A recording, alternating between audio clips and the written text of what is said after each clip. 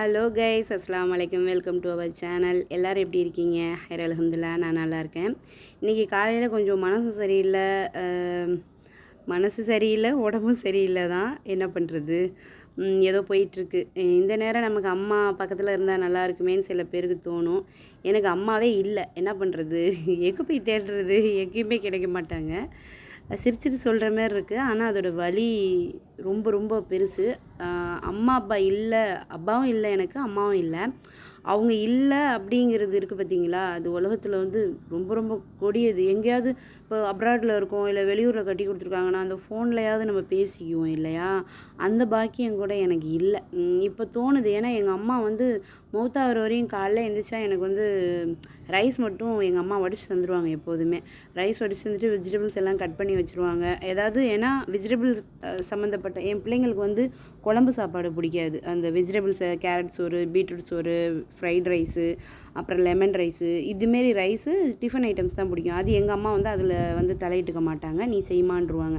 ஆனால் மித்தது எல்லாமே எங்கள் அம்மா தான் செய்வாங்க. எனக்கு அவ்வளோ ஹெல்ப்ஃபுல்லாக இருப்பாங்க, அவ்வளோ சந்தோஷமாக இருக்கும் எங்கள் அம்மா என்னோட இருந்தப்போ. அவ்வளோக்கு எங்கள் அம்மா உடம்பு முடியாமல் தான் இருந்தாங்க. அப்படி இருந்தும் எனக்கு அவங்க மூத்தாகிற அன்னைக்கு மட்டும்தான் அவங்க டயர்டாக இருந்தாங்க. அதுக்கு நாள் வரையுமே அவ்வளோ ஒரு சுறுசுறுப்பாக இருந்தாங்க. அவங்க திடீர்னு நம்மளை விட்டுட்டு போயிட்டாங்க, நமக்கு இல்லை அப்படின்னு இருக்கும்போது நான் வந்து பைத்தியம் இருக்குல்ல, அந்த பைத்தியம் மாரி தான் எங்கள் டேடி அதுக்கு ஒரு 7 வருஷத்துக்கு முன்னாடி எங்கள் அப்பா மௌத்தா போயிட்டாங்க. அவங்க மௌத்தா போய் கிட்டத்தட்ட ஒரு 5 வருஷம் வரையும் நான் கிறுக்காட்ட தான் இருப்பேன் கைஸ். எங்கே பார்த்தாலுமே அப்பா அப்பா அப்பா அப்பா அப்பான்னுட்டே அலைவேன். ஏன்னா கல்யாணம் ஆகி கூட எங்களை வெளியில் அனுப்பலை, அவங்களோட தான் வச்சுருந்தாங்க. அப்போ இப்படி இருக்கிறவங்க எப்படி எங்களை விட்டுட்டு போகலாங்கிற மாரி இருந்தது. உலகமே அப்போ தான் தெரிஞ்சுது, வெளி உலகத்தை நம்ம பார்த்தா கண்ணை கூசிக்கும் அப்படிங்கிற மாரி யார்கிட்டையுமே பார்க்கவோ யார்கிட்டையோ பேசவோ பிடிக்கல. அதுக்கப்புறம் தான் நாங்கள் தஞ்சாவூர்லேருந்து வந்து தென்காசிக்கே நாங்கள் போனோம்.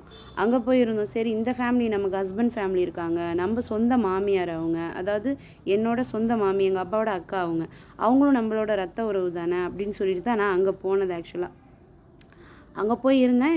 அதோட ஒரு 5 வருஷத்தில் அம்மாவும் மௌத்தா போயிட்டாங்க. அதுலேருந்தே நான் வெளியில் வரல. அப்புறம் அம்மா மௌத்தா போயிட்டாங்க. ஆனால் அப்பாவோட இதுவும் அம்மாவோட இதையும் சேர்த்து வந்து எனக்கு எப்படி ஆயிடுச்சுன்னா, மனசுக்கு கல் மாரி ஆயிடுச்சு. என்னை வந்து எதுவுமே பண்ண முடியல. கூட ஹஸ்பண்டும் இல்லை. நான் 2 பிள்ளைங்களை வச்சு சமாளிக்கணுங்கும் போது எனக்கு சொல்கிறதுக்கு வார்த்தைகளே இல்லை. எனக்கு சமாளிக்க என்னால் முடியும். எங்கள் அம்மாவுமே உடம்பு முடியாமல் அடிக்கடி போயிருக்காங்க, நான் சமாளிச்சிருக்கேன். ஆனால் அவங்க இருப்பாங்க, அவங்க குரலை நான் கேட்டுக்கிட்டே இருப்பேன். ஆனால் இல்லை அப்படிங்கும்போது அவங்களோட ஸ்தானத்துக்கு யாராலையுமே வரவே முடியாது. அவங்க யாரும் வரவும் இல்லை, அதுதான் உண்மை. முன் வரவும் இல்லை, நமக்கு ஆறுதலுக்கும் இல்லை, எதுவுமே இல்லை. நான் வந்து இப்போ வரையுமே நான் தனியாக நிற்கிற மரம் தான். ஆனால் இந்த மரத்தில் இருக்கிற கிளைகள் தான் என் பிள்ளைங்க, பழங்கள் தான் என் பிள்ளைங்களை தவிர வேறு ஒன்றும் இல்லை. இந்த மரம் கொஞ்சம் ஸ்ட்ராங்காக இருக்கிறதுக்கு காரணம் என்னோடய ஹஸ்பண்ட் தான். அவங்கள தவிர எனக்கு வேறு ஒன்றுமே இல்லை. அதுவும் அவங்களும் தூரமாக இருக்கிறாங்க. அதுக்கு தான் நான் அவங்கள வந்து எப்படியாவது போய் அவங்களோடையே நான் வாழணும்னு சின்ன பிள்ளை மாரி துடிச்சிக்கிட்டே இருக்கேன். ஒரு தாயை பிரிஞ்சு, ஒரு தகப்பனை பிரிஞ்சு, அதே நேரத்தில் என் ஹஸ்பண்டையும் பிரிஞ்சு நான் இருக்கும்போது ஒரு பைத்தியம் மாரி இருந்தேன். அப்போயே நம்ம பிள்ளைங்களை நேர்வழிப்படுத்திடணும், நம்ம பிள்ளைங்களை சரி பண்ணணும் அப்படிங்கிறதுல ரொம்ப ஸ்ட்ராங்காக இருந்தேன். ஹைர் அல்ஹம்துலில்லாஹ் 2 பிள்ளைங்களும் அல்ஹம்துலில்லாஹ் 3rd ஸ்டாண்டர்ட்லேருந்து தொழுதுட்டு தான் இருக்கிறாங்க, குர்ஆன் ஓதிட்டு தான் இருக்கிறாங்க. யாருமே என் பிள்ளைங்களை வந்து குறை சொல்கிற அளவுக்கு என் பிள்ளைங்க இதுவரையும் நடந்துக்கல. இன்ஷா அல்லாஹ் இனிமேலும் நடந்துக்க மாட்டாங்க. ஹைர் அல்ஹம்துலில்லாஹ்.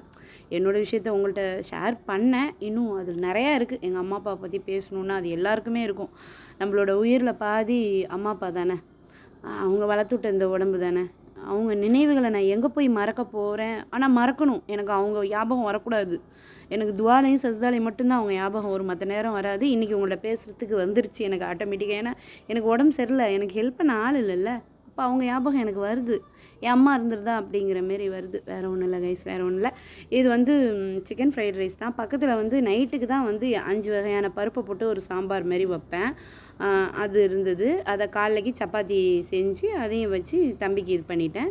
இது வந்து நம்ம ஜீரகம் போட்டு கொஞ்சம் பெரிய சைஸில் வந்து பச்சை மிளகாய் நறுக்கிட்டு அதில் வந்து பூண்டை வந்து குட்டி குட்டியாக நறுக்கி போட்டு அது கொஞ்சம் கோல்டன் கலர் வந்ததுக்கப்புறம் நம்ம அடுத்தது சேர்த்துக்கணும். அப்போ வந்து அந்த பூண்டோட வாசனை அந்த எண்ணெயில் இறங்கி நல்லாவும் இருக்கும். அந்த பூண்டு வாய்க்குள்ளே வந்தாலும் நல்லாயிருக்கும் சாப்பிட்றதுக்கு. இல்லைன்னா பூண்டு சாப்பிடும்போது ஒரு மாதிரியாக நல்லா இருக்காது, சுருக்கு பொருக்குன்னு ஒரு மாதிரியாக இருக்கும். இது நல்லா கோல்டன் கலர் ஆனதுக்கப்புறம் சாப்பிடும்போது, ரைஸோடு சாப்பிடும்போது அது தெரியவும் தெரியாது, டேஸ்ட்டாகவும் இருக்கும், உடம்புக்கும் நல்லது. இது ஃபுல்லாகவே வெஜிடபிள்ஸ் தான் அதிகமாக இருக்குது. இதே அளவு தான் நான் ரைஸ் போடுவேன், இல்லை இதோட கம்மியாக தான் ரைஸ் போடுவேன். ஏன்னா பிள்ளைங்களுக்கு இப்படி ரைஸ் இப்படியாவது வெஜிடபிள்ஸ் போகணும் அப்படிங்கிறது. என் பிள்ளைங்களுக்கு இப்படியாவது ரைஸ் போகணும்னு நான் நினப்பேன். ஏன்னா என் பையனுக்கு வந்து ரைஸ் சாப்பிட்ணுன்னா அவ்வளோ வலிக்கும், அவ்வளோ கஷ்டமாக இருக்கும். அதில் இப்போ பரவாயில்ல, என் பொண்ணு கொஞ்சம் பெரியவங்களா ஆயிருக்கனால கொஞ்சம் மாறியிருக்காங்களோ என்னமோ, என் பையன் பெரியவனாக ஆகிட்டான், மாறவே மாட்டேங்கிறான். அப்படி இருக்குது அந்த பையனை எனக்கு சமாளிக்கிறதே பெரிய விஷயமா இருக்கிற மாதிரி இருக்குது. ஹைர் அல்ஹம்துலில்லாஹ்.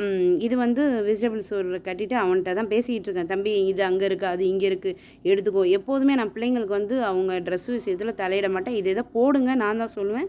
ஆனால் அதை எடுத்து வச்சுக்கிட்டு அதை போடுறதெல்லாம் அவங்களோட வேலை தான். நைட்டே எடுத்து வைங்கன்னு சொல்லுவேன்.